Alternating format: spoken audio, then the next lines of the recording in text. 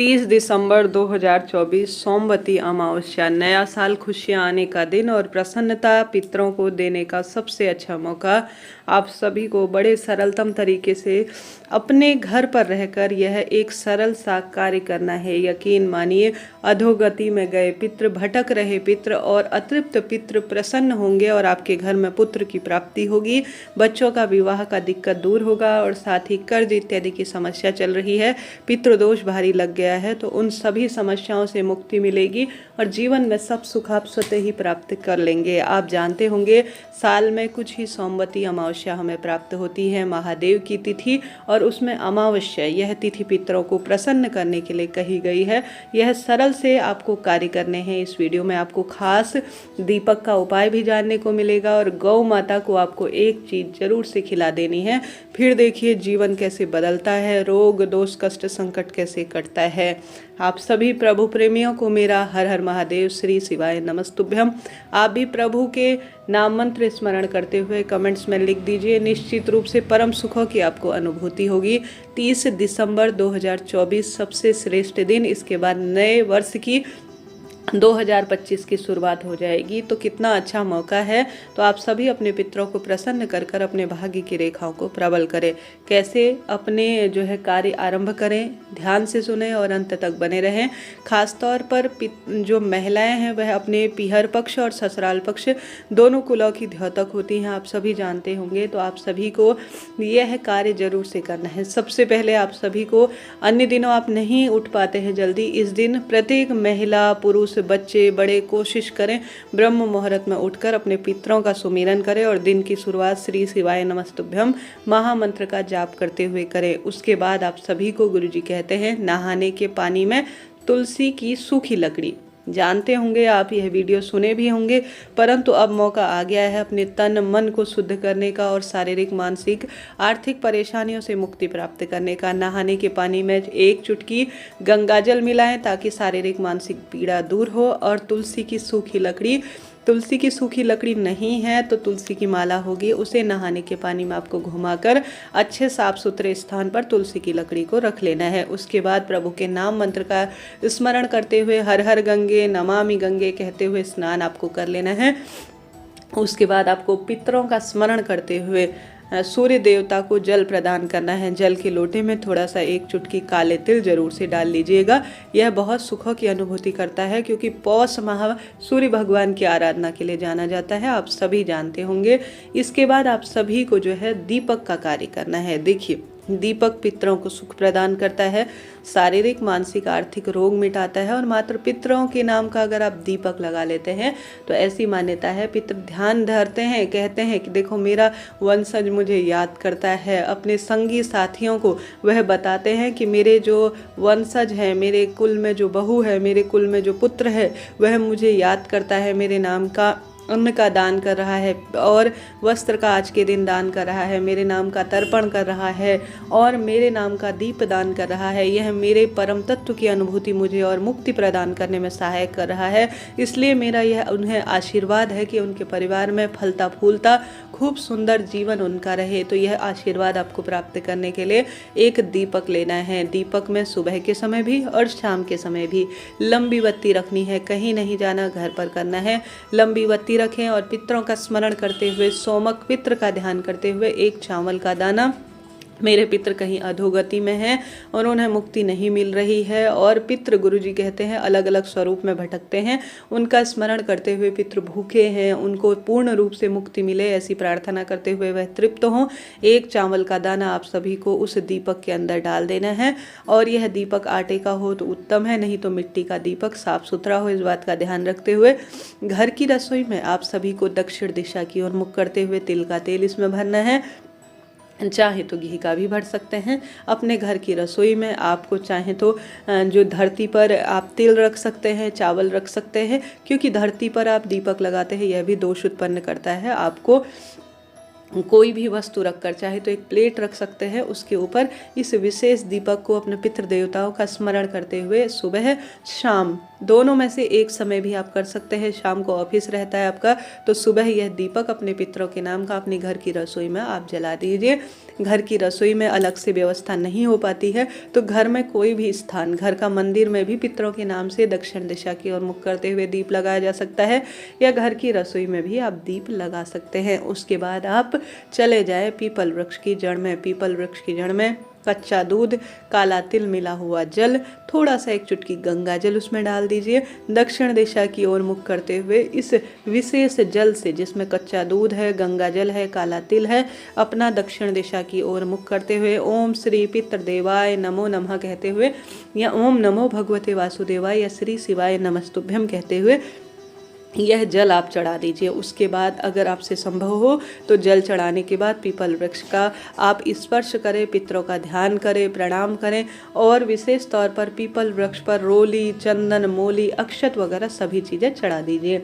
उसके बाद दाहिने हाथ से परिक्रमा चाहे तो 108 करें, अगर आप में क्षमता है आप कर सकते हैं, नहीं तो 7 परिक्रमा भी आप पीपल वृक्ष की कर सकते हैं। कहा जाता है इस दिन पीपल वृक्ष की 108 परिक्रमा कर कर भौरी दी जाती है। अपने हाथ में कोई भी वस्तु ले ली जाती है और उन 108 वस्तु का दान किया जाता है। अपने हाथ में आप चने ले सकते हैं, टॉफ़ी ले सकते हैं, कोई मौसमी फल ले सकते हैं, कोई भी वस्तु ले सकते हैं। अपने हाथ में आप लीजिए, एक कटोरी में उन्हें इकट्ठा करके आप सभी बाद में उन 108 वस्तु का दान कर दीजिए। बच्चों को दे दीजिए या किसी गरीब वृद्ध महिला पुरुष को दे सकते हैं।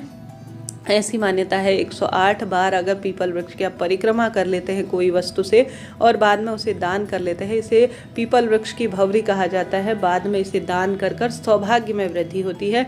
पीपल वृक्ष की जड़ में आप सभी पितरों के नाम का एक लंबी बत्ती का दक्षिण दिशा की ओर दीपक लगा दीजिए। साथ के साथ एक गोल बत्ती का दीपक भी अगर आप देवताओं के नाम का लगा देते हैं तो यह बहुत सुखद अनुभूति देता है। पीपल वृक्ष दूर है, सुबह जाना नहीं होता है, तो आप सुबह जो है पीपल के साथ साथ यह घर पर तुलसी माँ के समक्ष भी कार्य कर सकते हैं। तो चिंता टेंशन की कोई बात नहीं है।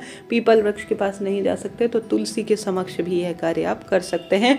निश्चित रूप से आपको लाभ मिलेगा। यह बात हो गई श्रेष्ठ परिक्रमा और पूजन की। उसके बाद आपको घर की रसोई में क्या करना है, रोटी बनानी है। रोटी इसमें विशेष महत्वपूर्ण भूमिका रखती है।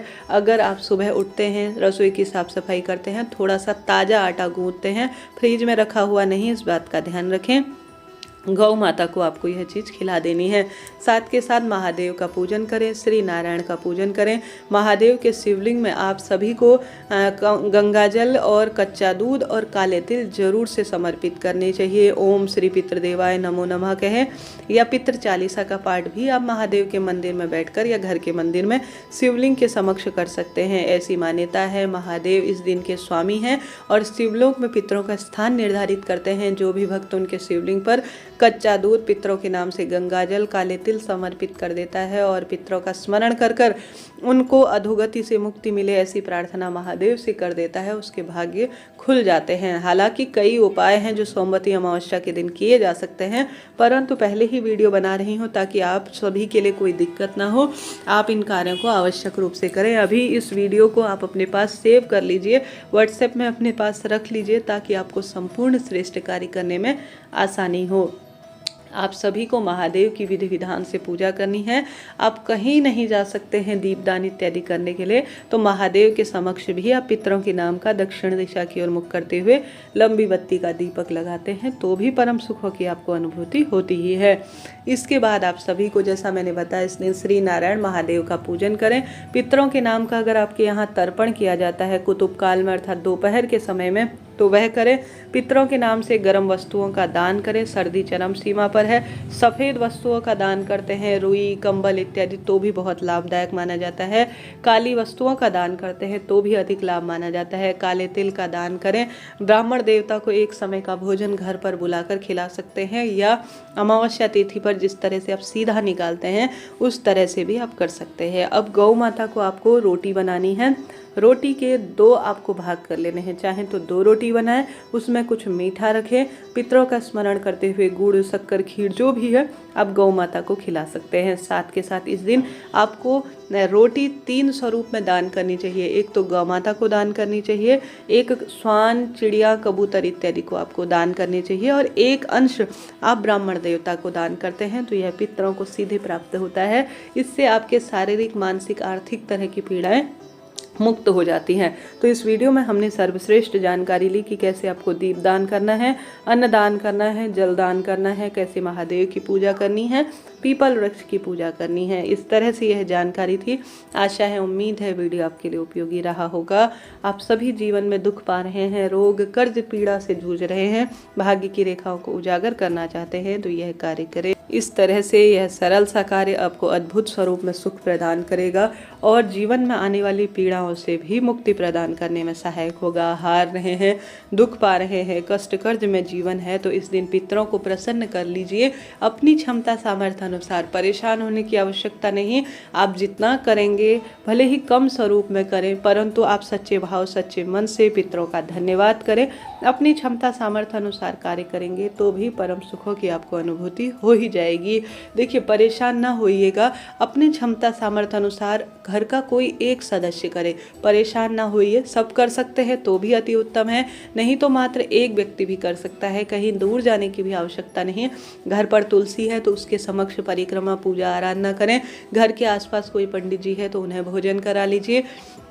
घर पर ही रहकर दीपदान कर लीजिए। घर पर ही जो शिवलिंग विराजमान है उनका पूजन कर लीजिए। बस यही पर्याप्त रहेगा। अपनी क्षमता सामर्थ्य अनुसार दान कुछ ना कुछ कीजिए। इस कलयुग में कहा जाता है दान की बड़ी महत्वता है। जो व्यक्ति सही विधि से सही समय पर सच्चे भाव तक दान करता है, पितृ देवताओं से देखते हैं कि हमारा वंशज किस स्वरूप में ओमकार के रूप में जो मानव है उनके भीतर बसे हुए हैं, उनका पूर्ण रूप से पूजन कर रहा है, सेवा अर्चना कर रहा है। भगवान जी ने आपको जो गृहस्थ जीवन में बच्चों की जिम्मेदारी, पति की, सास की, बूढ़े सास ससुर की सेवा करने का सौभाग्य दिया है, उसे बड़े अच्छे से निभाइए। फिर देखिए, वह भगवान की पूजा से कहीं भी कम नहीं है। बस धर्म के साथ साथ कर्म, कर्म के साथ साथ धर्म को आप प्राथमिकता दीजिए। जीवन में तो बदलाव आना ही है। आशा है, उम्मीद है वीडियो आपके लिए उचित उपयोगी रहा होगा। श्रेष्ठतम है तो हर हर महादेव लिखिएगा और साथ के साथ आपके लिए वीडियो उपयोगी और उचित रहती है तो भी कमेंट्स में ज़रूर से बताइएगा। राधे राधे।